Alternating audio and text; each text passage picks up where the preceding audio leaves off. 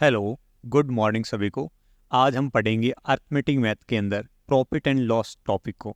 देखो, रिसेंटली जितने भी एग्जाम हो रहे हैं एसएससी के अंदर, सीजीएल हो रहा है, सीपीओ, सीएचएसएल, एमटीएस, जीडी, इन सभी के अंदर प्रॉफिट एंड लॉस का एक दो क्वेश्चन आते रहे। देखो, सीजीएल का आपको पता है प्री के अंदर 25 क्वेश्चन आते हैं, उसमें से आपको 1 से 2 क्वेश्चन प्रॉफिट एंड लॉस के मिल जाएंगे। इतने ही आपको 10+2 सीएचएसएल मिल जाएंगे।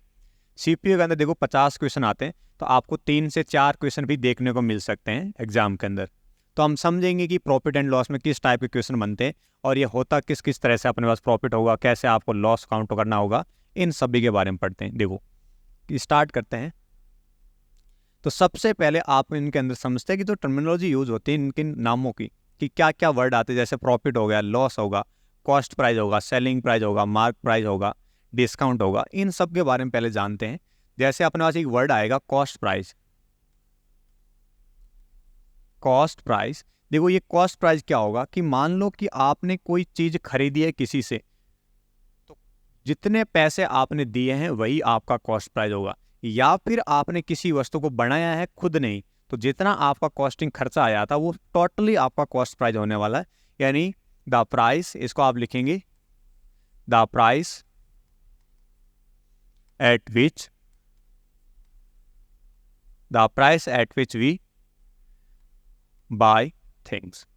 यानी ऐसा प्राइस जिस पर हम वस्तुओं को खरीदते हैं उसको बोलते हैं हमेशा कॉस्ट प्राइस। हिंदी के अंदर वर्ड आता है आपका क्रय मूल्य।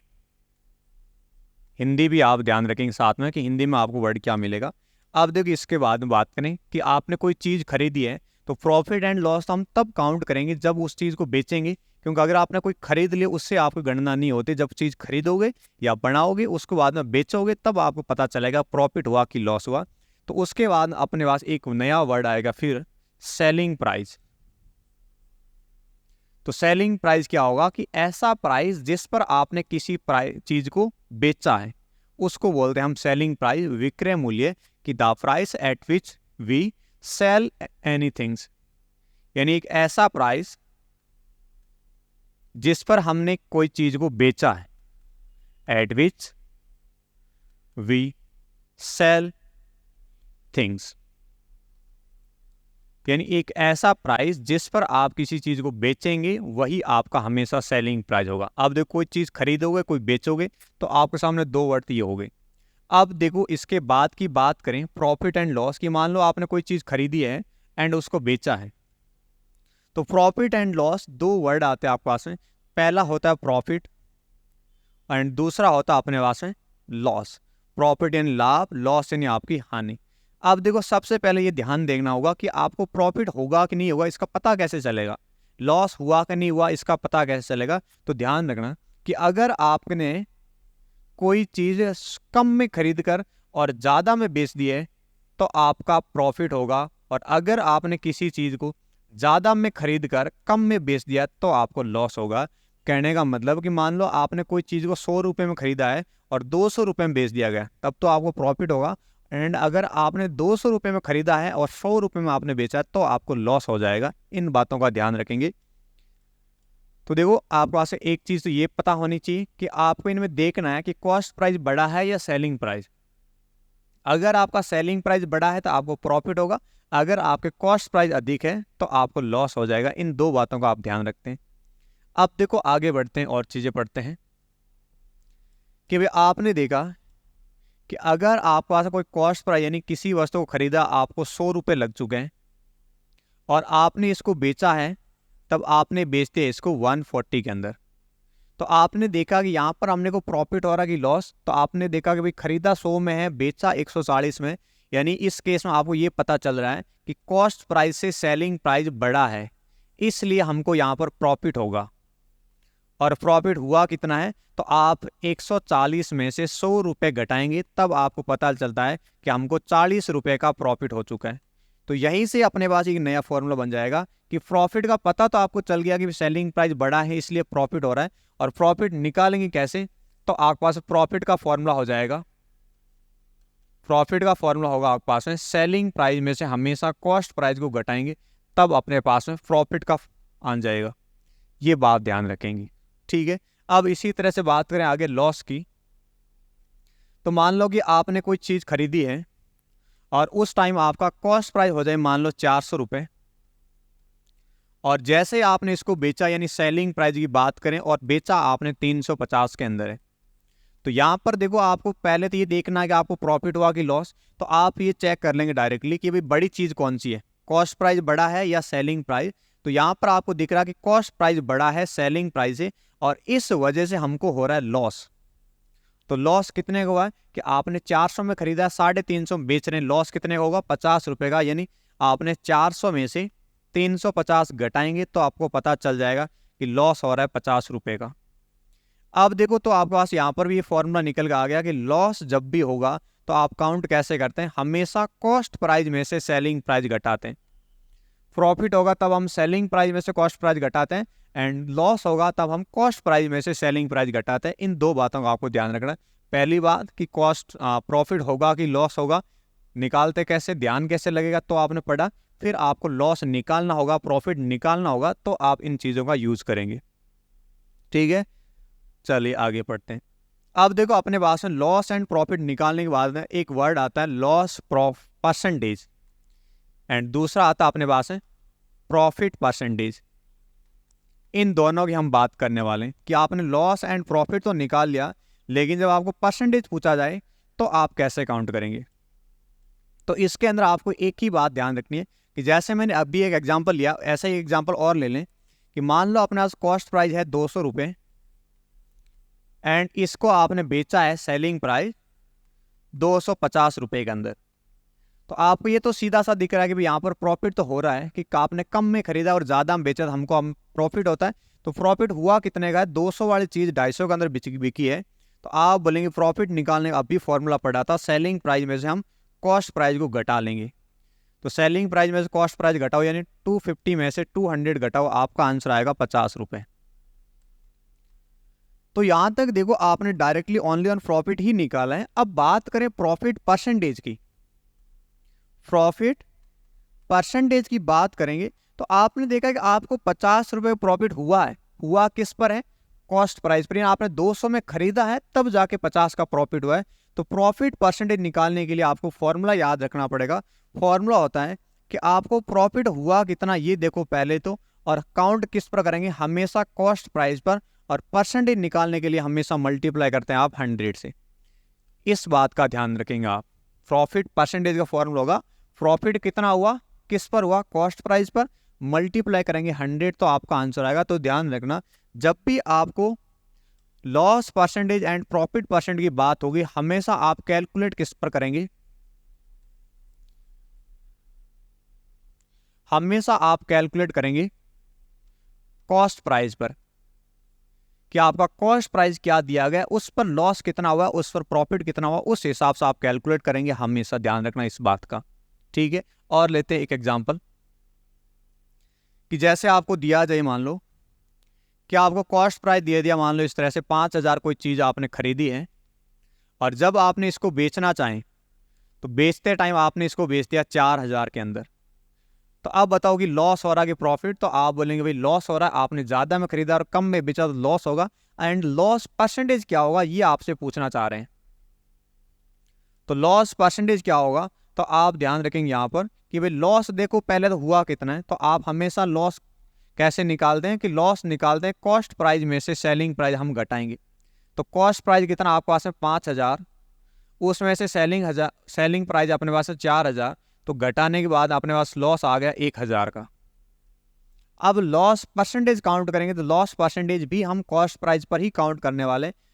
तो लॉस परसेंटेज आप निकालेंगे तो आपने देखा लॉस हुआ कितने का, लॉस हो रहा का आपको 1000 का, हुआ किस पर है, तो आपका कॉस्ट प्राइस दिया गया 5000, इस पर आपको लॉस हुआ है।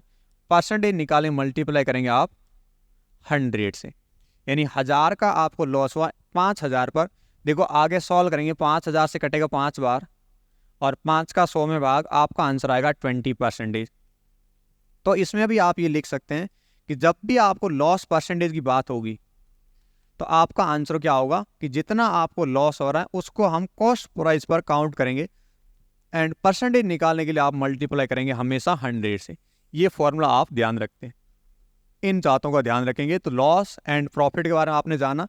Loss percentage and profit percentage के बारे में आपने जाना। अब देखो और आगे चीजें पढ़ते हैं।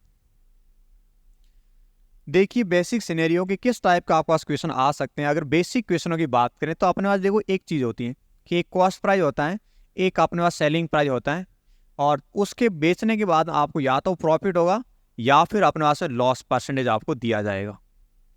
आपने कोई चीज खरीदी है, उसको बेचा है, तो आपको या तो लॉस होगा या प्रॉफिट होगा। कभी कभार नो प्रॉफिट और नो लॉस भी हो सकता है। तो देखिए, तो आपका जो क्वेश्चन बनेंगे वो इस तरह से बन सकते हैं। हो सकता है आपको कॉस्ट प्राइस दिया जाए, सेलिंग प्राइस दिया जाए एंड आपको प्रॉफिट एंड लॉस पूछ ले। हो सकता है आपको लॉस एंड प्रॉफिट परसेंटेज दिया जाए, सेलिंग प्राइस दिया जाए एंड आपको कॉस्ट प्राइस पूछ सकते हैं। यानी पहला टाइप के अकॉर्डिंग बेसिक सिनेरियो में बेसिक आप क्वेश्चन कैसे पूछेंगे, तो आपको cost price and selling price दिया जाएगा, प्रॉफिट एंड लॉस परसेंटेज पूछ लेंगे। एंड दूसरा आपको ये हो सकता है कि भाई आपको कॉस्ट प्राइस पूछ लेंगे, सेलिंग प्राइस और प्रॉफिट एंड लॉस परसेंटेज दिया जाए। तीसरा इसमें ये हो सकता है कि भाई आपको कॉस्ट प्राइस दिया जाए, सेलिंग प्राइस पूछ लें एंड प्रॉफिट एंड लॉस भी आपको दिया जा सकता है। 3 तरह के क्वेश्चन मतलब बेसिक सिनेरियो में पूछ सकते हैं आपको। इस पर भी बात करेंगे कि क्वेश्चन कैसे बनाएंगे आपके सामने। तो देखो बिल्कुल आसान से क्वेश्चन हम करेंगे ताकि आप आगे आने वाले बड़े क्वेश्चनों को भी जल्दी से सॉल्व कर पाएंगे। इतना हम बेसिक से पढ़ेंगे ताकि हर चीज़ को प्रॉफिट कैसे काउंट करना, लॉस कैसे। चलिए देखो एक एग्जाम्पल लेता हूँ मैं यहाँ पर बिल्कुल आसान सा, कि मान लो आपको दिया जाए कॉस्ट प्राइस, किसी चीज़ को आपने 150 रुपये के अंदर खरीदा है एंड देन आपने उसको सेलिंग प्राइस यानी बेचा है 180 रुपये के अंदर। तो बताओ आपको प्रॉफिट कितने का हुआ है, प्रॉफिट परसेंटेज आपसे पूछ लिया जाएगा। यानी पहला सिंपल कॉस्ट प्राइस दिया गया, सेलिंग प्राइस दिया गया एंड आपसे प्रॉफिट या लॉस परसेंटेज आपसे पूछ सकते हैं। तो आपने खरीदा कितने में, 150 में, बेचा कितने में, 180 में, तो आपको प्रॉफिट हुआ कि लॉस बताएंगे जरा।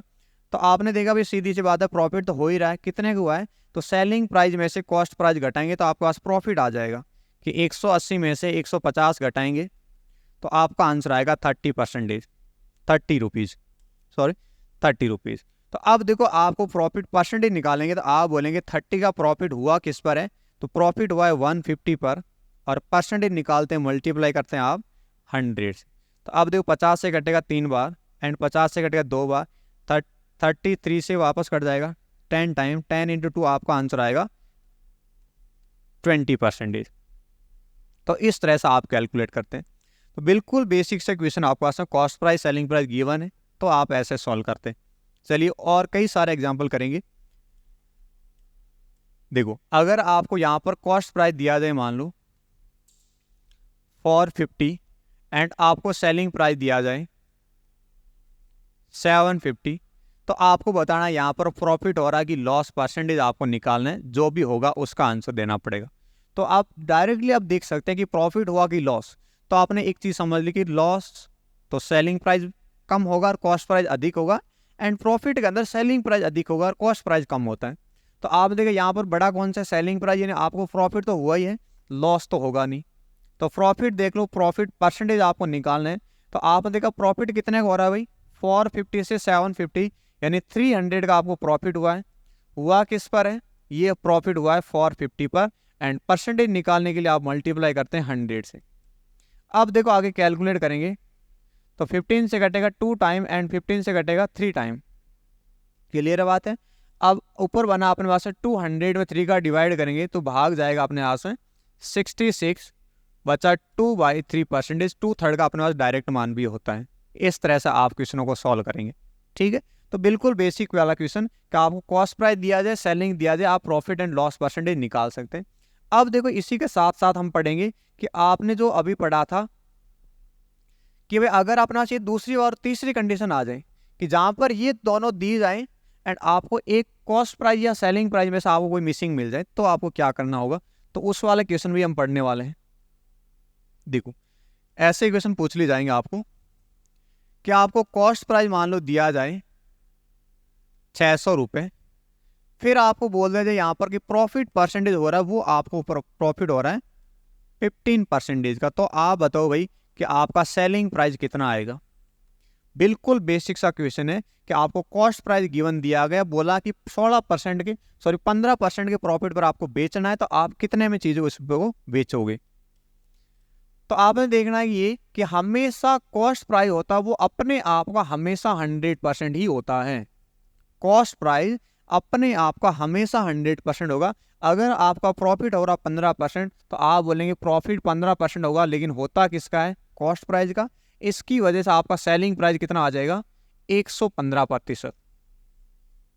तो आपका जो प्रॉफिट होने के बाद जो सेलिंग प्राइस आएगा हमेशा 100+ प्रॉफिट परसेंटेज होता है। तो फिर आप सेलिंग प्राइस निकालेंगे तो आप बोलेंगे जितना भी आपके पास कॉस्ट प्राइस है, यानी कितना है? 600। अब इसका 15% प्रॉफिट होगा। अब ये वैल्यूज कितनी हो जाएगी? 115%। और प्रतिशत हटाओगे अपना आंसर आएगा 100 का डिवाइड करना पड़ेगा, 2 0 कट गए। अब 6 का मल्टीप्लाई करो तो 6 इंटू 100 600, 15 इंटू 6 90। तो आपका आंसर आएगा 690। ये आएगा आपका पास में कॉस्ट प्राइस से सेलिंग प्राइस का आंसर। तो ऐसे आपको सॉल्व करना पड़ेगा। कर लेंगे, बिल्कुल आसान आसान क्वेश्चन है। चलिए अगला क्वेश्चन देखते हैं। बिल्कुल आसान आसान देखो और क्वेश्चन करते हैं। मान लो अगर आपको कॉस्ट प्राइस दिया जाए 800 एंड आपको प्रॉफिट परसेंटेज दिया जाए 20%, देन आप बताएंगे इसका सेलिंग प्राइस क्या होगा। तो आप बोलेंगे प्रॉफिट आपका 20% होगा तो सेलिंग प्राइस कितना हो जाएगा? 120%। तो आप उसी तरीके से सॉल्व करने वाले हैं कि कॉस्ट प्राइस हमेशा अपने आप का 100%, प्रॉफिट ऐड करेंगे 20%, तो सेलिंग प्राइस अपने पास आएगा 120%, क्योंकि इन दोनों का सम ही अपने पास में सेलिंग प्राइस होता है। फिर आगे बात करें कि सेलिंग प्राइस हुआ कितना है। तो जितना अपने पास कॉस्ट प्राइस यानी 800, इसका 120% हो जाएगा और परसेंटेज हटाएंगे अपॉन 100। तो 2 0 से 2 0 कट गए। अब 12 इंटू 8 कितना होगा? 96। और पीछे लगाएंगे 0 इन 10 का मल्टी, तो आपका आंसर आएगा 960। कि अब आप इस चीज़ को 960 रुपये में बेचने वाले हैं। इस बात का ध्यान रखना। तो आपने बिल्कुल बेसिक से पढ़ा था। एक देखो और क्वेश्चन लेते हैं लॉस वाले का, कि अगर आपको लॉस की बात कर ले तो कैसे क्वेश्चन आएंगे। जैसे मान लो आपको कॉस्ट प्राइस दिया जाए मान लो 1000 रुपये एंड आपको लॉस दिया जाए कि लॉस हो रहा आपको 25% का, तो आप बताओ आपका सेलिंग प्राइस कितना था। तो अब देखो आपने कि लॉस होते ही आपका विक्रय मूल्य हमेशा कम हो जाता है सेलिंग कॉस्ट प्राइस से। तो कॉस्ट प्राइस से कितना कम होगा? 25% कम होगा। तो अब आप बताएंगे कि अपने पास सेलिंग प्राइस कितना होगा। कॉस्ट प्राइस हमेशा अपने पास 100% होता है। लॉस परसेंट एक नेगेटिव बात करता है कि 25% कम हो जाएगा। तो कम होगा तो अपने पास सेलिंग प्राइस कितना आएगा भाई? 100 में से 25 घटाओ बचेगा कितना? 75%, क्योंकि ये अपने पास एक नेगेटिव बात करेगा कि लॉस हो गया है। अब देखो सेलिंग प्राइस अपने पास में कॉस्ट प्राइस का 75% होगा। तो कॉस्ट प्राइस कितना अपने पास है? 1000। इसका 75% निकालेंगे, आपका आंसर कितना आएगा? 750। इस तरह से आप सॉल्व कर लेते हैं तो आपके लॉस वाले क्वेश्चन भी हो जाएंगे एंड प्रॉफिट वाले क्वेश्चन भी हो जाएंगे। बिल्कुल बेसिक क्वेश्चन आप जब तक आपने पढ़ा है। चलिए एक क्वेश्चन और कर ले इसके साथ में, कि मान लो अगर आपको सेलिंग प्राइस दिया जाए, कि आपको सेलिंग प्राइस दिया जाए, ठीक है, आपको सेलिंग प्राइस दिया जाए 800 रुपये एंड आपको लॉस परसेंटेज दिया जाए 20%, तो आपको बताना होगा यहाँ पर कॉस्ट प्राइस। देखो रिवर्स भी पूछा जा सकता है कि आपको selling price and loss percentage दिया जाए एंड आपको कॉस्ट प्राइस पूछ ले जाए, तब भी डरने वाली बात नहीं। तो आपको एक ही बात याद रखनी है। क्या बात है वो? कि आपको पता है कि कॉस्ट प्राइस होता है वो हमेशा 100% होता है। गिवन है वो नहीं होता। हमेशा कॉस्ट प्राइस का ध्यान रखना आपको। कॉस्ट प्राइस हमेशा 100% होगा। तो लॉस होगा तो लॉस एक नेगेटिव बात करेगा। लॉस कितना है? 20%। और लॉस जब 20% होगा तो आपका सेलिंग प्राइस कितना हो जाएगा? 80%। तो आपके पास तीनों का परसेंटेज मान भी आ चुका है। कॉस्ट प्राइस 100% है, लॉस आपका 20%, तो सेलिंग प्राइस हो जाएगा 80%। किसका? कॉस्ट प्राइस का। तो आपने देखा जो भी अपने पास कॉस्ट प्राइस है इसका 80% हो जाएगा कौन? Selling price. और सेलिंग प्राइस आपको क्वेश्चन में दिया गया कितना? 800 रुपये।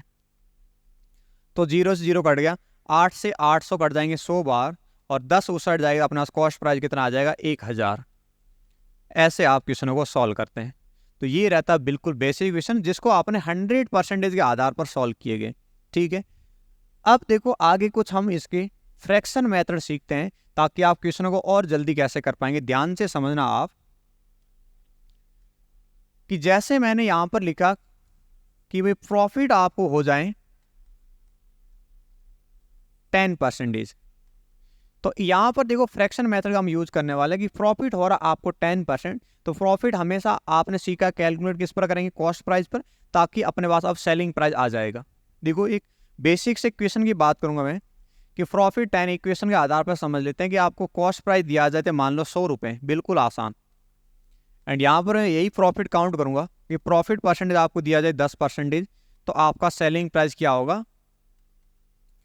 तो आपने देखा अभी 10% का प्रॉफिट हो रहा है, तो मैं ओनली ऑन प्रॉफिट की भी बात करूं तो आप बोलेंगे प्रॉफिट तो होगा कि कॉस्ट प्राइस जितना भी अपने पास 100 है, इसका 10% आपका प्रॉफिट होगा, तो प्रॉफिट कितना आ जाएगा 10 रुपये। एंड यहाँ पर सेलिंग प्राइस की बात करें तो सेलिंग प्राइस आपने देखा कि कॉस्ट प्राइस प्लस प्रॉफिट होता है, हमेशा ही सेलिंग प्राइस होता है कॉस्ट प्राइस प्लस प्रॉफिट होता है। तो सेलिंग प्राइस अपने पास क्या आ जाएगा कि 100 रुपये कॉस्ट प्राइस है प्लस 10 रुपये आपको प्रॉफिट हो गया, तो सेलिंग प्राइस हो जाएगा 110 रुपये। क्लियर है बात यहाँ तक कि कॉस्ट प्राइस आपको गिवन था, प्रॉफिट परसेंटेज गिवन था, आपने प्रॉफिट भी निकाला कि रियल में प्रॉफिट कितना, एंड आपने सेलिंग प्राइस भी निकाला है। चलिए अब देखो यहाँ पर जो चीज़ें मैं सिखाने वाला हूँ उसके लिए आपको ध्यान रखना है यहाँ पर कि मैं अगर मैं cost price and selling price का यहाँ पर एक रेशियो लिख रहा हूँ, अनुपात लिख रहा हूँ, तो आपने कहा यहाँ पर अनुपात कितना कितना आएगा कि सेलिंग प्राइस आपके पास 110 है एंड कॉस्ट प्राइस आपके पास 100 है, तो कॉस्ट प्राइस हो गया 100 रुपये एंड सेलिंग प्राइस कितना हो जाएगा 110 रुपये। अगर आप अनुपात निकालें 10 का भाग दे देंगे तो रेशियो कितना आएगा अपने पास 10 और 11। अब इसी चीज को हम डायरेक्टली यहाँ percentage profit and loss percentage दिया जाए उसमें भी काउंट कर सकते। ध्यान से समझो आप कैसे करेंगे कि भाई जो परसेंटेज मान होता है, आप परसेंटेज पढ़ते हैं कि 10% होगा, इसका हम फ्रैक्शन मान कैसे लिखते हैं कि 10% हटाएंगे अपॉन आएगा 100, आपने कहा 1 0 कट गया, फ्रैक्शन मान कितना आ गया 1/10। तो इस तरह से आप 10% को लिख सकते हैं 1/10। अब आगे आपको इसमें क्या सॉल्व करना है, तो आपको देखना है कि जो 10 है ना बेस यहाँ पर, इसको मानते हैं हम कॉस्ट प्राइस, और प्रॉफिट की बात करें या 1 हुआ आपका प्रॉफिट, 1 आपका प्रॉफिट किस पर है 10 पर, तो 10 पर अगर 1 का प्रॉफिट आपका सेलिंग प्राइस क्या हो जाएगा 11। इस तरह से आपको चीजें पढ़नी होती। देखो और एग्जांपल लेते हैं कि जैसे मैंने लिखा यहां पर कि आपको प्रॉफिट हो रहा है, आपको प्रॉफिट परसेंटेज दिया जाए 12.5%, तो यहां से देखो रेशियो कैसे बनाना है। तो पहली बात समझना आपको कि 12.5% को हम फ्रैक्शन में कितना लिखते हैं 1/8, यानी 12.5% हटाएंगे अपॉन 100 पॉइंट हटाएंगे तो 1000 बनेगा, 125/1000 अपना फ्रैक्शन वैल्यू बनेगी 1/8। अब 1/8 यानी ये तो होगा आपका कॉस्ट प्राइस। अब 8 पर 1 का प्रॉफिट होगा, 1 प्रॉफिट हो गया तो आपका सेलिंग प्राइस कितना हो जाएगा 8 और 1 हो जाएगा 9। आपका कॉस्ट प्राइस अगर 8 होगा तो प्रॉफिट आपका 1 होगा एंड आपका सेलिंग प्राइस 9 हो जाएगा। चलिए एक क्वेश्चन और करते हैं आगे कि अगर मान लो आपको लॉस दिया जाए तब क्या करेंगे भाई, कि लॉस परसेंटेज मान लो आपको दिया जाए इस तरह से 16/2/3%, तो अब आप क्या करें, क्योंकि इस तरह से फ्रैक्शन वैल्यू आएगी तो हम फ्रैक्शन मेथड का जल्दी से सॉल्व कर पाएंगे। तो आपने देखा परसेंटेज मान कितना है 16/2/3%, एंड इसका फ्रैक्शन मान होता है अपने पास है कि भाई सही से सॉल्व कर लो पहले, अगर आपको नहीं आता निकालना कि डायरेक्ट याद नहीं है तो आपको क्या करना है 16 × 3 48 और 2 हो जाएंगे 50/3, लेकिन परसेंटेज साइन अब भी है। अब इस परसेंटेज को हटाते हैं इसलिए आप 100 का डिवाइड करेंगे तो अपॉन हो जाएगा 300। अब दोनों तरफ 50 से कट करेंगे, कितनी बार हो जाएगा 300, 6 टाइम 50 हो जाएगा 1 टाइम, यानी अपने पास इस परसेंटेज का फ्रैक्शन मान क्या बनेगा 1/6, और इस 1/6 का मतलब होगा आपके पास यहाँ पर कि 6 आपका कॉस्ट प्राइस होगा, और इस पर अगर 1 का हो रहा है लॉस, तो 1 का लॉस होगा तो सेलिंग प्राइस अपने पास कितना आ गया 6 में से 1 का लॉस होगा, आपका सेलिंग प्राइस आ जाएगा 5। ऐसे आप इनको सॉल्व करते हैं, ठीक है। लॉस होगा तो हमेशा कम हो जाता है, प्रॉफिट होता है हमेशा बढ़ जाता है।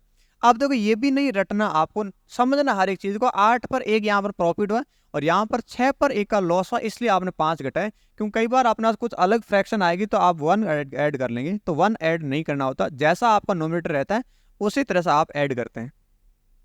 देखो जैसे मान लो मैंने यहाँ पर दिया है कि आपको प्रॉफिट परसेंटेज दिया जाए, प्रॉफिट परसेंटेज आपको दिया जाए मान लो 15%, कि 15% का आपको प्रॉफिट होगा, तो इसका फ्रैक्शन मान बनेगा 15 का 3/20।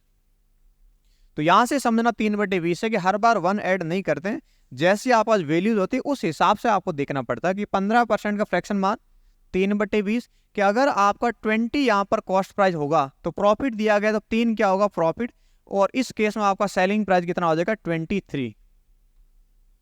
20 आपका कॉस्ट प्राइस है जिस पर 3 आपका प्रॉफिट हो रहा, तो सेलिंग प्राइस होगा 20 पर 3 बढ़ जाएगा। एक यूनिट की बात कर रहे हैं हम कि 20 से 23 हो जाएगा, एक रेशियो की बात कर रहे हैं हम, यहाँ पर कोई रियल वैल्यू की बात नहीं कर रहे हैं, क्योंकि यहाँ पर तो ओनली ऑन परसेंटेज दिया गया, परसेंटेज अपन ओनली रेशियो निकाल सकते हैं, फ्रैक्शन निकाल सकते हैं। चलो अगर आपको एक लॉस परसेंटेज दिया जाए इसी तरह से, और लॉस परसेंटेज मान लो आपको दिया जाए, अगर यही 15% होता तो क्या करते, देखो तो इसका फ्रैक्शन मान अभी अभी आप लेकर कितना होता है 3/20। तो इस 20 के अंदर ये 20 तो हमेशा आपके पास कॉस्ट प्राइस आएगा, और यहाँ पर 3 आपका लॉस हो रहा है, इस केस में आपका सेलिंग प्राइस हो जाएगा 17, कि 20 पर 3 का लॉस हो रहा है इसलिए आपका सेलिंग प्राइस हो जाएगा 17। दोनों बात समझ आई, प्रॉफिट होगा तो ऐड करते हैं, लॉस होता तो हम चीज़ को घटा लेंगे, ठीक है। अब देखो इसी चीज़ों को हम यूज लेते हैं क्वेश्चनों के अंदर, कि कैसे आपको क्वेश्चन बनाने पड़ेंगे, किस तरह के क्वेश्चन अपने पास आते हैं ताकि आप जल्दी से सॉल्व कर पाएंगे। देखो अगर मैंने एक क्वेश्चन दिया आपको कि आपके पास दिया गया कि सेलिंग प्राइस है वो है अपने पास में 500 रुपीज, एंड आपको प्रॉफिट परसेंटेज दिया जाया है 20%, तो आप बताओ इसका सेलिंग प्राइस क्या होगा। देखो अब बिल्कुल आसान सा क्वेश्चन है, 20% आप 120% निकाल सकते हैं, कोई गलत नहीं है, लेकिन हम जो फ्रैक्शन वैल्यू सीख रहे हैं उसका यूज करने वाले हैं, कि 20% का मतलब होता है 1/5, और 5 पर 1 का प्रॉफिट है। अब आप बेचने कितने में, 6 में बेचेंगे, 5 आपका कॉस्ट प्राइस होता है, 1 आपका यहाँ पर प्रॉफिट होगा, तो सेलिंग प्राइस हो जाएगा आपका 6। यानी आप बोलेंगे जो 500 यहाँ पर दिया गया है, ये 500 तो किसका मान है, 5 का मान है, अपने को मान चाहिए 6 का, तो सेलिंग प्राइस आपका आंसर आएगा 600। इस तरह से आप सॉल्व करते हैं। आया समझ में। चलिए एक एग्जांपल और लेते हैं, जब तक आपको समझ नहीं आएगा तब तक हम आगे नहीं बढ़ेंगे। देखो अगर आपको क्वेश्चन दिया जाए कि कॉस्ट प्राइस आपको दिया जाए मान लो 700 रुपीज, एंड आपको प्रॉफिट परसेंटेज दिया जाए 14/7%, तो आपका सेलिंग प्राइस कितना होगा, ये क्वेश्चन है। तो यहां पर देखो अब 100 मान के सॉल्व करते हैं तो 114 2/7% आपको लिखना पड़ता है, तो उसके बजाय आप क्या करो, इसका हम फ्रैक्शन मान निकाल लेते हैं, कि इसका जैसे आप फ्रैक्शन मान निकालते हैं तो फ्रैक्शन मान कितना बनेगा, आपका आंसर आएगा 14 × 7 98 + 2 हो जाएगा 100, 100/7, तो आपका आंसर आएगा 1/7। तो 1/7 का यहाँ पर क्या मतलब हो रहा है, आपको पता है कि डिनोमिनेटर है, तो आप 7 को लिखेंगे, ये तो होगा कॉस्ट प्राइस, 7 पर 1 का प्रॉफिट हो रहा है, तो आपका सेलिंग प्राइस कितना हो जाएगा, 7 पर 1 यानी 8 हो जाएगा। क्लियर है बात। तो अब देखो आपने बोला कि इन तीनों में से किसका मान दिया गया, इन तीनों यूनिट में से 7 1 और 8, तो आपने बोला हमें पास में कॉस्ट प्राइस है, 700 का मान किसका बराबर है, 7 के बराबर, यानी जो 700 है वो तो 7 का मान है, अपने को मान चाहिए 8 का, तो आपका आंसर आएगा 800। तो ऐसे आप यूज लेते हैं इन फ्रैक्शन वैल्यूज का, ठीक है। चलिए आगे और बढ़ते हैं और लेते हैं क्वेश्चन, कि मान लो आपको अगर कॉस्ट प्राइस दिया जाए, कॉस्ट प्राइस आपको दिया जाए 8,000 रुपये, एंड आपको लॉस परसेंटेज दिया जाए 11/9%, तो आपका सेलिंग प्राइस क्या होगा, ठीक है। या फिर आपको यहां पर देखो उल्टा भी पूछा जा सकता है, आपको सेलिंग प्राइस देकर कॉस्ट प्राइस पूछ लिया जाए, इसी के अंदर ये सेलिंग प्राइस है एंड आपको कॉस्ट प्राइस पूछ लिया जाएगा, तो तब आप देखो 100 से सॉल्व करते हैं, तब आपने देखा कि कॉस्ट प्राइस हमेशा 100% होता है, 100 में से इतना घटाएंगे तो उस परसेंटेज का मान होता है सेलिंग प्राइस के बराबर। तो यहाँ पर आपको ऐसे नहीं करना है, आप बोलेंगे डायरेक्टली हम इस परसेंटेज का फ्रैक्शन मान लिख लेंगे, कि भिन्न में हम क्या लिख सकते हैं, तो 11 × 9 99 प्लस 1 100/9, तो 100/9 और परसेंटेज हटाएंगे 2 जीरो और आ जाएंगे, तो आपका फ्रैक्शन मान कितना बनेगा 1/9। और अब आप इसमें कह सकते हैं ये तो हो रहेगा आपका सेलिंग कॉस्ट प्राइस एंड 1 हो रहा है यहाँ पर लॉस, यानी सेलिंग प्राइस कितना आ जाएगा अपने पास में 8। देखो ये धीरे धीरे पढ़ेंगे, ये सारी चीज़ें आपके लिए आसान हो जाएगी और जल्दी से आप कैलकुलेट भी कर पाएंगे। तो आप देखो यहाँ पर जो 8000 है वो तो किसका मान है, यानी सेलिंग प्राइस दिया गया, सेलिंग प्राइस क्या है यहाँ पर 8 है, और अपने को चाहिए कॉस्ट प्राइस, और कॉस्ट प्राइस का मान यहाँ पर कितना है 9। 8000 तो 8 का मान है, अपने को चाहिए 9 का मान, तो आपका आंसर भी कितना आएगा 9000। इस तरह से आप इन क्वेश्चनों को सॉल्व करते हैं।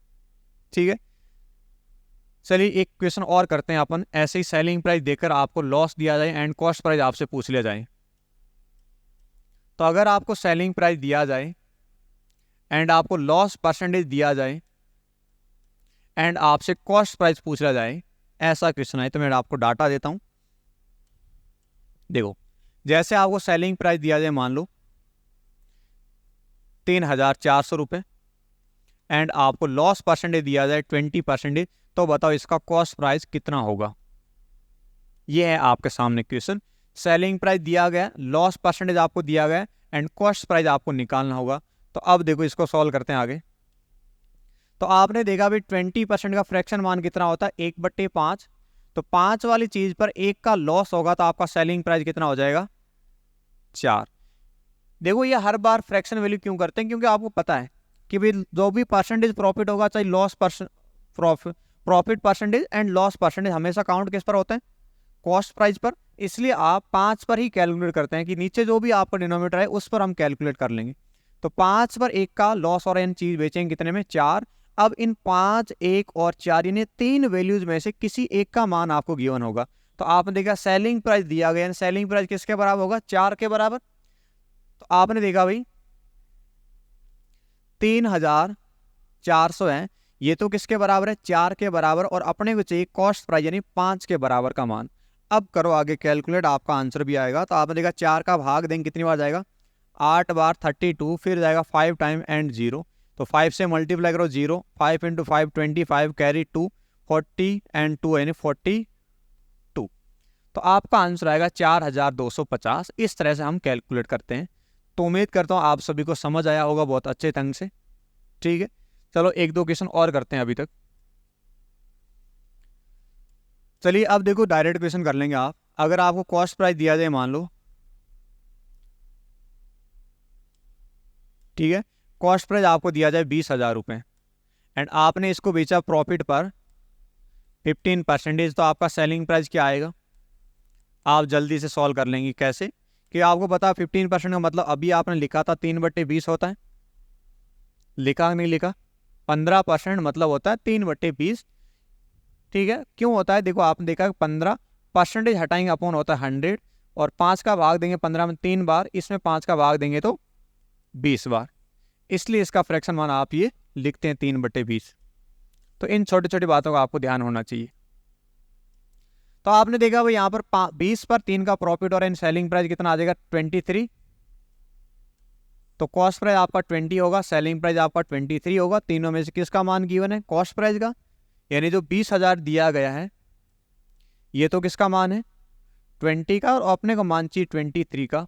तो 20 से कटेगा 1000 टाइम, तो 1000 को मल्टीप्लाई करेंगे, आपका आंसर भी कितना आएगा 23,000। बिल्कुल आसान से क्वेश्चन आपके सामने। अब देखो मैं आपको कुछ फ्रैक्शन वैल्यू देता हूँ थोड़ी उठपटांग, कि अगर आपको एग्जाम में ऐसी वैल्यूज भी आ जाएं थोड़ी सी हार्ड वाली, तो आपको कैसे सॉल्व करना पड़ेगा। चलिए देखते हैं। अगर आपको कॉस्ट प्राइस दिया जाए मान लो 25,000, ठीक है, एंड आपको प्रॉफिट परसेंटेज दिया जाए 41 2/3%, तब आपका सेलिंग प्राइस क्या आने वाला है। ऐसे क्वेश्चन भी अपने पास में आ सकते हैं। तो आपने जैसे 15% का फ्रैक्शन मान निकालता, उसी तरह से 41 2/3 का भी हम परसेंटेज मान निकाल सकते हैं। तो बिल्कुल निकाल सकते हैं, आपका आंसर भी आ जाएगा। तो आपने कि इसको जैसे सॉल्व करेंगे 41 × 3 कितना होता है 123, और 123 + 2 हो जाएगा 125। तो आप लिखते हैं इसका मान 125/3 बचेगा, और परसेंटेज हटाएंगे अपॉन आ जाएगा 100। अब देखो 25 का भाग जाएगा इसमें अंदर 5 बार, और इसमें 25 का भाग जाएगा 4 × 3 12 टाइम। तो आपके पास फ्रैक्शन मान कितना आ जाएगा 5/12। तो आपने देखा कॉस्ट प्राइस आपके पास गिवन है कितना है 25,000। ये तो किसका मान होगा 12 का, और 12 पर अगर 5 का प्रॉफिट होगा आपको मान किसका चाहिए 17 का। आया समझ में? तो 12 का मान अपने पास गिवन है और 12 का मान 25,000 है, अपने को 17 का मान चाहिए। तो आप देखो यहाँ से 4 से कट कर लेते हैं, 4 का भाग 3 बार जाएगा, इसमें 4 का भाग 6 बार 24, 10 के अंदर यहाँ पर 1 बचा 10 हो गया, 10 में 4 का भाग 2 बार जाएगा 8 बचा 2, 20 के अंदर 4 का टाइम 5 टाइम एंड 0। आप देखो 3 से डिवाइड करें, 3 का पूरा भाग नहीं जा रहा तो 17 का मल्टीप्लाई कर लेंगे, फिर 3 का भाग देंगे, आसानी से आपका आंसर आ जाएगा। तो 17 × 0 0, 17 × 5 85, कैरी जाएगा 8, 17 × 2 34 और 8 42, और 42 की कैरी 4 जाएगी, 17 × 6 102 और कैरी जाएगी आपकी 4। तो आपका आंसर आएगा 102 एंड 4 106। अब डिवाइड करेंगे आप 3 तो आपका आंसर आएगा 1 में जाएगा नहीं, 10 में 3 टाइम, 16 5 टाइम, 15 4 टाइम, फिर 5 में 1 टाइम एंड फिर जाएगा भाग 5 में 1 टाइम, बचा कितना 2, 20 के अंदर 6 टाइम एंड फिर बचा 2, यानी अब हर बार 6 बचता ही जाएगा, यानी 2 बचता जाएगा, यानी भाग जाएगा 6 बार। तो आपके पास सेलिंग प्राइस भी आ गया कितना 35,416, जिसका कॉस्ट प्राइस कितना था 25,000 रुपये। इस तरह से आपको क्वेश्चन सॉल्व करना पड़ेगा अगर आपके पास ऐसे परसेंटेज मान भी आ जाए तो। ठीक है, करो नोट इसको। चलो अब देखो आपके सामने और क्वेश्चन आ जाए ऐसे ही कि अगर आपके पास सेलिंग प्राइस गिवन आई, लॉस परसेंटेज आपको दिया जाए एंड आपको कॉस्ट प्राइस आपसे पूछ लिया जाएगा। तो यहां पर मैं आपको लॉस परसेंटेज दे देता हूं, कितना कि लॉस परसेंटेज आपको दिया जाए 16/3% एंड आपको सेलिंग प्राइस दिया जाए 15,000 रुपये। तो आप बताओ इसका कॉस्ट प्राइस कितना होगा, ये आपको निकालना है। तो भाई आप वही रूल अपनाने वाले हैं फ्रैक्शन मान। फ्रैक्शन मान क्या होगा कि 16/2/3। अभी अभी आपने एक क्वेश्चन सॉल्व किया था, कितना आया था 1/6, यही आया था क्या? तो 16/2/3 का आंसर कितना आएगा अपने 50/3 और ये आ जाएगा 1/6। तो आपने देखा अगर 6 आपका कॉस्ट प्राइस होगा, अगर 1 का लॉस हो रहा है तो सेलिंग प्राइस अपने पास कितना आएगा 5।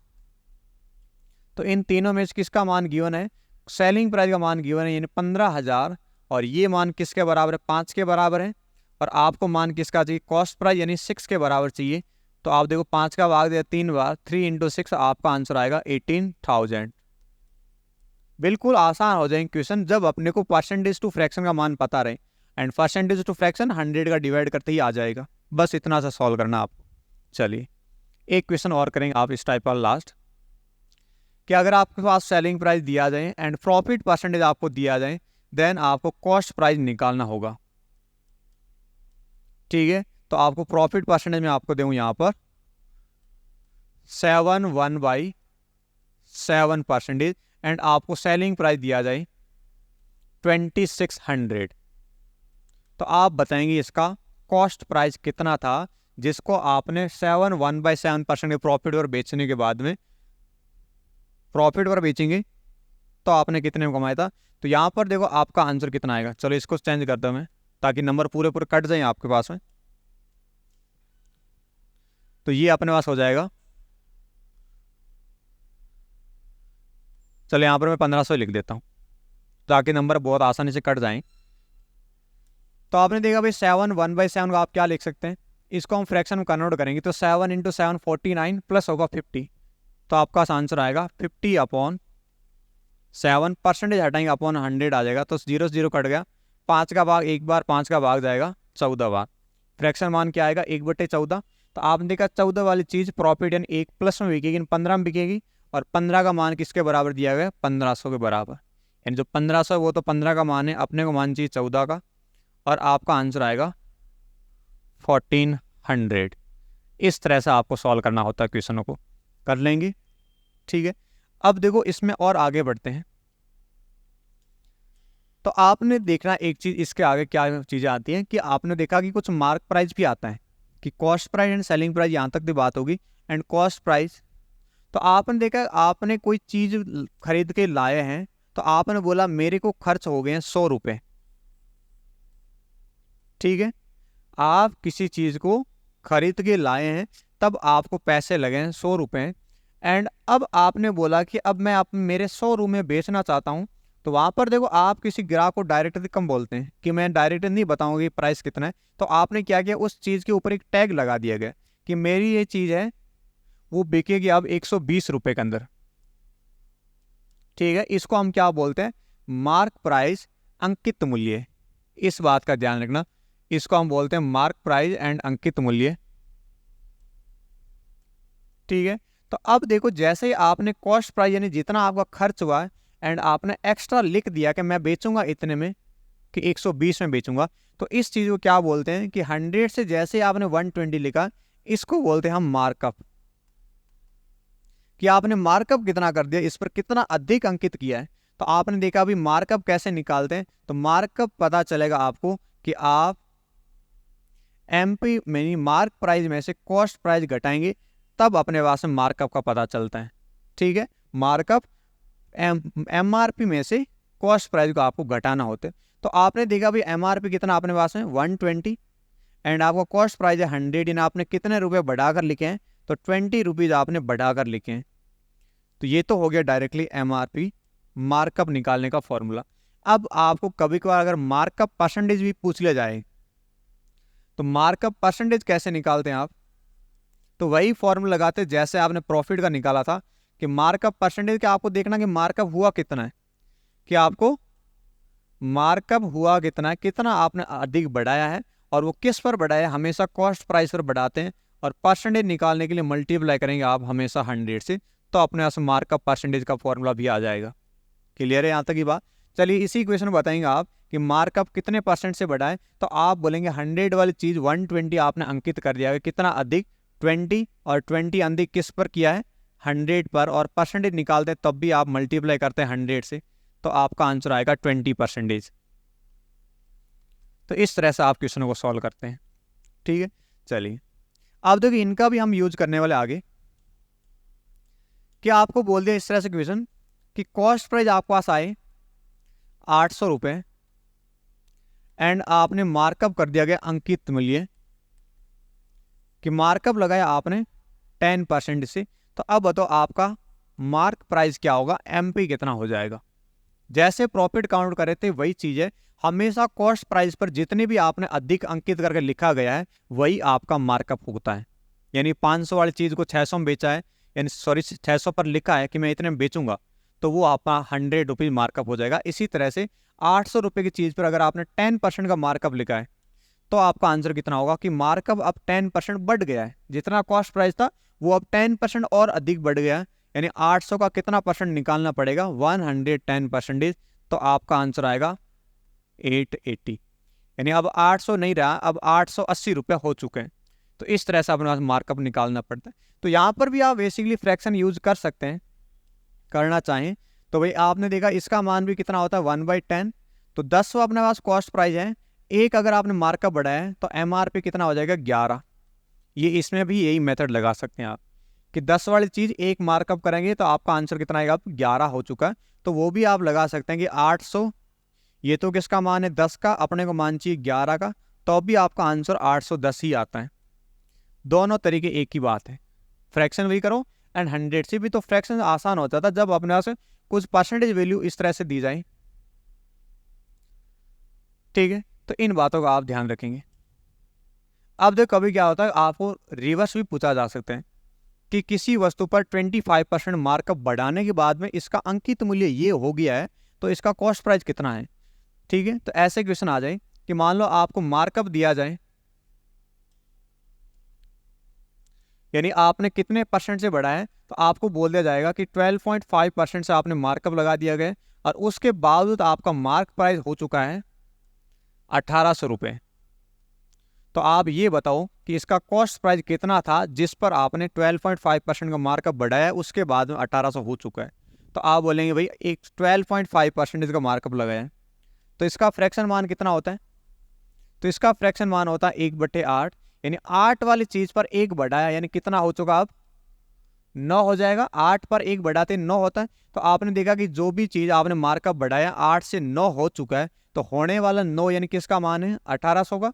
तो आपने देखा कि 1800 जो भी वैल्यूज दे रखी है, ये तो मान है 9 का, अपने को मान चाहिए 8 का। तो 9 का भाग कितनी आ जाएगा? 200 टाइम 200 इंटू 8, आपका आंसर आएगा 1600। इस तरह से आप markup percentage and mark price अंकित मूल्य, कॉस्ट प्राइस क्रय मूल्य, तीनों के बीच की बात कर सकते हैं। ठीक है, इन बातों का आप रखेंगे ध्यान। चलिए अब देखो आगे पढ़ते हैं, और कुछ बढ़िया चीज क्या रहेगी? वो चीज बहुत ही अच्छी चीज रहेगी कि आपके पास कॉस्ट प्राइस है, उसके बाद अपने पास आता है मार्क प्राइस। कि भाई कोई भी चीज को आपने खरीदा है किसी चीज पर, और आपने बोला कि जितने में मैंने खरीदा उस पर मैं नहीं बेचना चाहता हूं।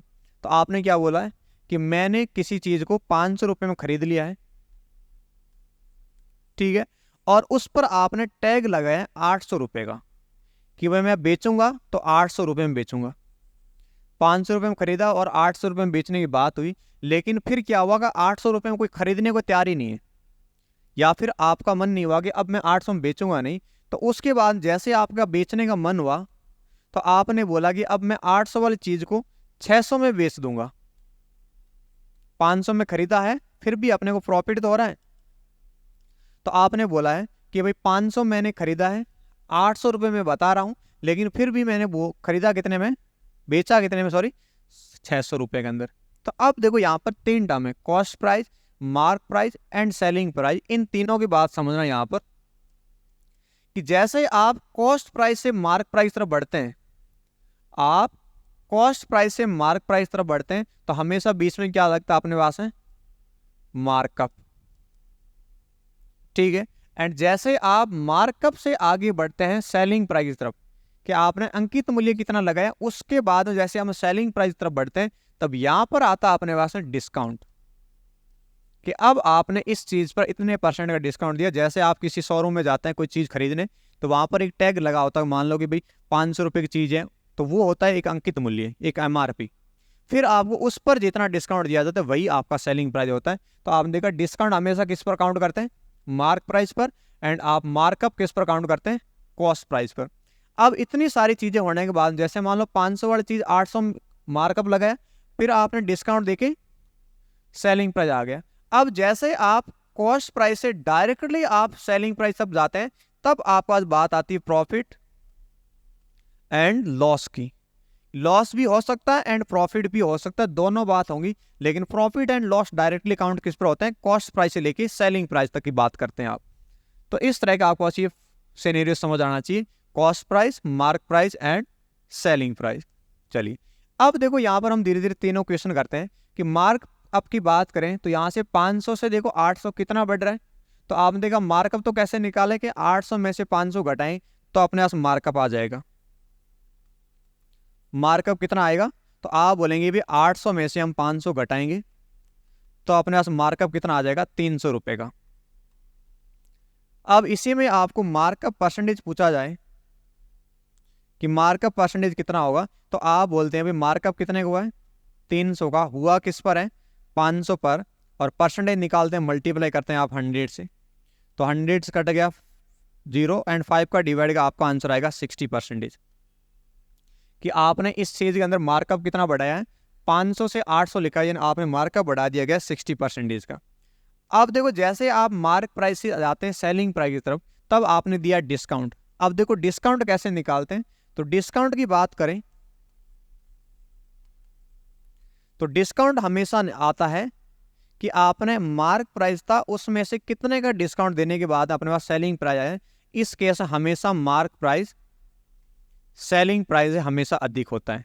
यानी आप डिस्काउंट, एक बात और भी ध्यान रखना, डिस्काउंट आप maximum to maximum 100% off MRP दे सकते हैं, कि MRP के 100% से ज़्यादा आप डिस्काउंट नहीं दे सकते। ऐसा नहीं होता है कि आप सामान खरीदने गए और आपको इतना डिस्काउंट दिया कि मान लो 200% डिस्काउंट दिया, क्या मतलब आपको पैसे और देगा?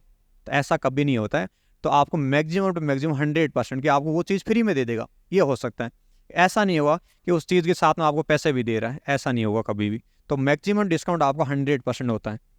फिर देखो डिस्काउंट निकालने का फॉर्मूला क्या होगा कि डिस्काउंट अगर परसेंटेज की बात करें तो आपको देखना कि जितना डिस्काउंट हुआ है और उसको एमआरपी पर काउंट करेंगे और परसेंटेज निकालने के लिए 100 का मल्टीप्लाई करते हैं तो आपका डिस्काउंट परसेंटेज भी आ जाएगा।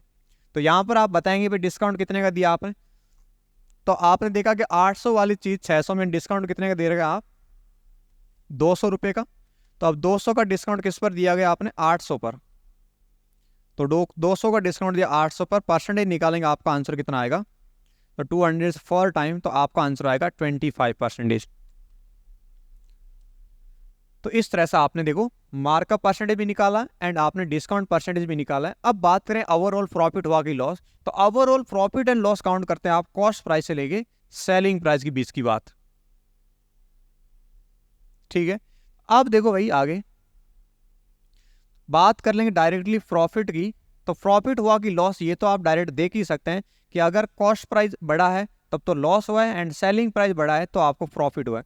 तो आपने देखो 500 वाली चीज अगर 600 में बिकी है, कॉस्ट प्राइस कितना आपके पास है 500 एंड मार्क प्राइस अपने पास है 800 एंड सेलिंग प्राइस अपने पास है 600। तो आपने यहाँ से देखना प्रॉफिट तो तब काउंट कर पाओगे जब cost price and selling price की बात करें। तो आपने देखा प्रॉफिट हुआ है लेकिन हुआ कितने का, 500 वाली चीज 600 में बिकी यानी 100 रुपये का आपको प्रॉफिट हो गया। अब यहाँ से प्रॉफिट परसेंटेज निकाला जाए आपका आंसर कितना आएगा कि 100 का प्रॉफिट हुआ तो है लेकिन किस पर, 500 पर, जो आपका इनिशियल कॉस्ट प्राइस था। परसेंटेज निकालें मल्टीपल करेंगे 100 से तो आपका आंसर आएगा 20%। इन बातों का आप ध्यान रखेंगे कि मार्कअप कैसे निकालते हैं, डिस्काउंट कैसे निकालते हैं एंड इन तीनों चीज़ के साथ दिए जाए तो प्रॉफिट एंड लॉस की काउंटिंग भी कैसे करते हैं, इन बातों का ध्यान रखेंगे।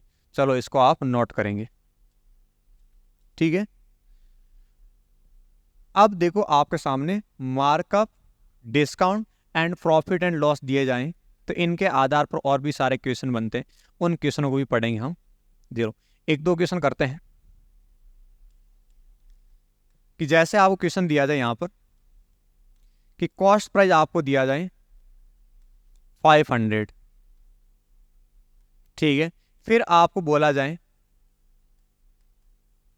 कि मार्कअप परसेंटेज हमने लगाया है 20% का, मार्कअप परसेंटेज 20 का, और उसके बाद आपने दे दिया डिस्काउंट,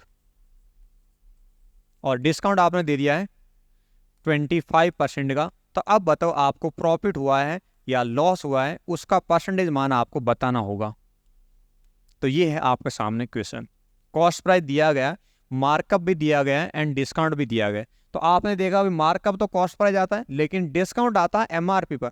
तो जब तक अपने पास में एमपी नहीं आएगा यानी अंकित मूल्य नहीं आएगा तब तक हम सेलिंग प्राइस भी नहीं निकाल सकते। तो बात करेंगे कॉस्ट प्राइस, तो कॉस्ट प्राइस अपने पास कितना है 5000। अब बात करेंगे अपन मार्क प्राइस की यानी अंकित मूल्य की, तो मार्क प्राइस कितना आएगा 20% बढ़कर आएगा। तो मार्कअप आपने 20% बढ़ाया है यानी अब ये कितना हो चुका होगा, इसका फ्रैक्शन मान देखा जाए 1/5 यानी 5 से बढ़कर कितना हो गया 6, 5 से बढ़कर 6 हो चुका है।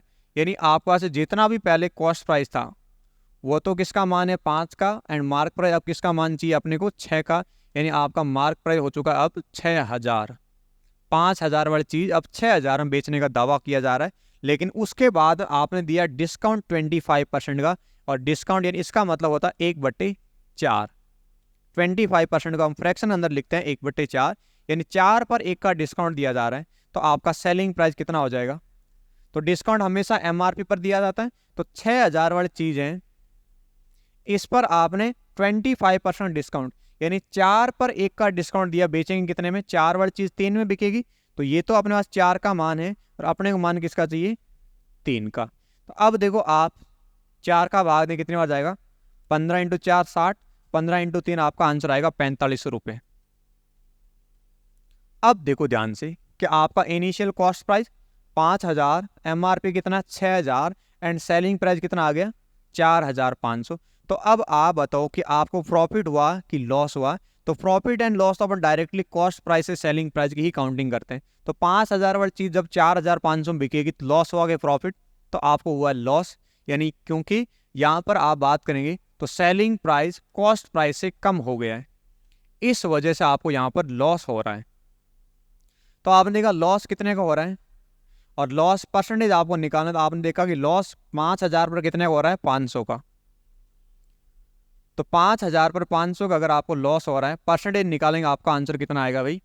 तो आप देंगे 2 जीरो से 2 जीरो कट गए, 1 जीरो ये कट गया, 5 का भाग 50 हो जाएगा, आपका आंसर आएगा 10% का लॉस होगा ओवरऑल देखा जाए तो। इस तरह से आपको क्वेश्चन को सॉल्व करना पड़ता है, ठीक है। तो इसको आप नोट करेंगे। अब देखो इन सारे क्वेश्चन के अंदर एक तरीका और भी आता है अपने पास कि डायरेक्टली फॉर्मूला भी यूज कर सकते हैं आप, कि जब अगर आपको कॉस्ट प्राइस नहीं भी दिया जाए तो भी हम सॉल्व कर सकते हैं, कि आपको मार्कअप परसेंटेज दिया जाए, डिस्काउंट दिया जाए, तो हम डायरेक्ट कैसे सॉल्व करते हैं। तो इसके लिए अपने पास एक फॉर्मूला भी आता है। देखो फॉर्मूला क्या होगा, फॉर्मूला होता है अपने पास है कि मार्कअप परसेंटेज मान लो आपको ए दिया जाए, a percentage, and discount percentage मान लो आपको बी दिया जाए, बी परसेंटेज। तो हम directly profit and loss percentage भी निकाल सकते हैं, प्रॉफिट एंड या लॉस परसेंटेज भी डायरेक्टली निकाल सकते हैं बिना किसी रियल सीपी के या बिना किसी रियल एमपी के। जब आपको परसेंटेज दिया तब भी हम निकाल सकते हैं। तो अब देखो इसमें फॉर्मूला क्या बनेगा आपके पास है, फॉर्मूला होता है markup minus discount minus markup into discount upon 100। तो यहां से अपना सा overall profit and loss percent से भी आ सकता है, लेकिन ध्यान ये रखना है कि markup minus discount minus markup into discount upon 100 लिखते हैं। अब अगर आपका आंसर यहां पर पॉजिटिव आया तब तो क्या होगा, आपको प्रॉफिट, एंड अगर आपका आंसर नेगेटिव आया इस केस में आपको होगा लॉस। लेकिन परसेंटेज मान साथ में आ जाएगा, मान लो कि यहाँ पर 20% आ रहा है तो प्लस आ जाएगा 20, तो आपका 20% प्रॉफिट होगा। अगर -20 आ रहा है यहाँ पर तो -20 यानी 20% का आपको लॉस हुआ है। जैसे एक क्वेश्चन अपने पास पिछले वाला कि मार्कअप कितना था 20%, डिस्काउंट 25%, ओवरऑल प्रॉफिट कितना हुआ, ओवरऑल लॉस हुआ 10% का। तो इसी चीज को आप सॉल्व करते हैं यहाँ पर कि आपने डायरेक्ट दिया जाए कि मार्कअप आपको दिया गया है 20% एंड डिस्काउंट आपको दिया गया है 25%। तो आपको ओवरऑल अगर प्रॉफिट या लॉस आपको परसेंटेज काउंट करना है तो हम डायरेक्टली फॉर्मूला अप्लाई कर सकते हैं अभी वाला कि markup minus discount minus markup into discount upon 100, और ये मान आएगा पूरा का पूरा परसेंटेज के अंदर ही, ठीक है। तो आप देखो 20 में से 25 घटाओगे माइनस का 5, यहाँ से देखो 20 से कटेगा 5 टाइम और 5 से वापस कटेगा 5 टाइम, यानी ये भी कितना आएगा माइनस का 5, और परसेंटेज यानी आपका कुल मिला का आंसर आ रहा है -10%। इस वजह से आप लिखते हैं कि आपको लॉस हो रहा है 10% का, ठीक है। माइनस आया तो आप लॉस लिखते हैं, और यही अगर पॉजिटिव आता तो आप प्रॉफिट लिखते हैं। तो इन बातों का आप ध्यान रखेंगे, ठीक है। तो मार्कअप एंड डिस्काउंट से आप डायरेक्टली वैल्यूज भी निकाल सकते हैं। तो आज की क्लास हम यहीं ख़त्म करेंगे, ठीक है। आगे हम कल से और पढ़ेंगे। तो इसी बातों को आपको ध्यान में रखना और इसी चीज़ को आपको रिवाइज भी करना है, ठीक है। चलते हैं हम कल अगली क्लास की तरफ से। धन्यवाद।